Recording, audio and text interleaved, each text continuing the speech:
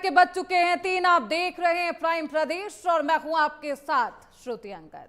Bulletin की करेंगे शुरुआत। आपको सीधे ले चलते हैं उत्तराखंड के टनकपुर, जहां मुख्यमंत्री पुष्कर सिंह धामी लाइव आ रहे हैं। पुष्कर सिंह धामी क्या कुछ कह रहे हैं वो आपको सुनवाते हैं। विभिन्न सुविधाओं को विकसित करने के लिए हम निरंतर काम कर रहे हैं, चाहे वो बयानदुरा बाबा का स्थल हो, चाहे हमारा रणकोची मैया का स्थल हो, या इस क्षेत्र को वेडिंग डेस्टिनेशन के रूप में बनाना हो, या ड्राई पोर्ट की स्थापना हो। अनेक ऐसे काम, चाहे यहाँ पर रोपवे निर्माण की दिशा में काम करना हो, या ककराली गेट से पूर्णागिरी धाम तक केदारनाथ की भांति मास्टर प्लान के तहत इसको विकसित करने की दिशा में किए जाने वाले कार्य हों। यही नहीं, हम ककराली गेट से काली मंदिर पूर्णागिरी तक 17 करोड़ रुपए की लागत से स्ट्रीट लाइटें भी स्थापित कर रहे हैं।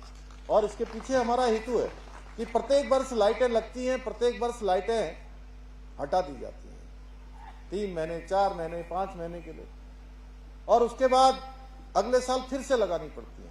इसलिए हमने तय किया है कि एक बार लाइट का काम हो जाएगा तो वो निरंतर बना रहेगा, वो स्थायी निर्माण होगा, उसको हटाने की आवश्यकता नहीं पड़ेगी। अभी अजय भाई और हम रास्ते में बात करते हुए आ रहे थे कि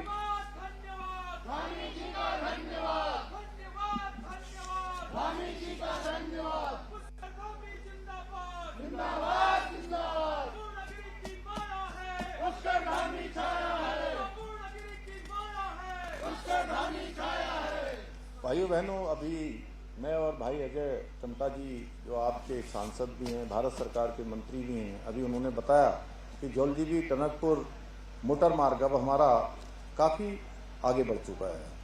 उसके काम स्टेप बाय स्टेप आगे बढ़ते जा रहे हैं, और आज 50, अभी यहाँ जितने उद्घाटन हुए हैं उसमें 50 करोड़ रुपए की लागत से यहाँ पर आज पुल का भी लोकार्पण का कार्य हुआ है। तो आने वाले समय में हमारा बाटनालागढ़ से जो बड़ी नदी नहर, जो बरसाती नाला आता है, उसके साथ बड़े बड़े बोल्डर आते हैं। मैं जिलाधिकारी जी को कहूँगा कि उसकी ऐसी व्यवस्था बनाई जाए कि वो बोल्डर हटें।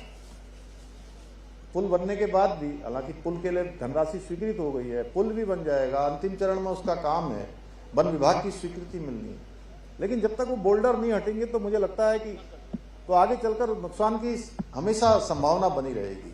इसलिए इससे नुकसान को बचाना है तो इसका स्थायी काम हमको इस पर करना है, जिससे कि मैं सच बताऊं तो मैं हमेशा से सोचता था कि मैया का ये जो मेला है, ये मेला केवल 3.5 महीने का ना हो, ये मेला पूरे वर्ष भर का होना चाहिए। मैया की इतनी बड़ी कृपा है, मैया की इतनी बड़ी कृपा है। सच में मैया के आशीर्वाद से ही सब कुछ हो रहा है, उनकी कृपा से ही सब कुछ हो रहा है।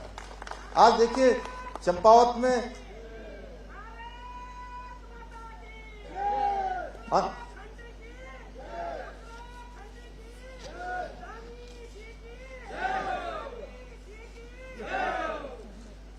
में अनेक कार्य हो रहे हैं। चंपावत हमारा आज विकास की गति को पकड़ चुका है, और यहाँ पूर्णागिरी मंदिर मेला क्षेत्र में हम बहुत सारी पार्किंग का निर्माण करा रहे हैं। वहीं जलकुनिया गधेरे से पूर्णागिरी तक पेयजल आपूर्ति सुनिश्चित करने के लिए लगभग 4 करोड़ रुपए की हमने धनराशि स्वीकृत की है। इसी के साथ भीड़ को नियंत्रित करने के लिए इंटीग्रेटेड क्राउड मैनेजमेंट सेंटर की स्थापना की दिशा में भी हम कार्य कर रहे हैं, ताकि बड़ी संख्या में आने वाले श्रद्धालुओं को किसी असुविधा का सामना न करना पड़े, श्रद्धालुओं का उनकी सुरक्षा सुनिश्चित हो।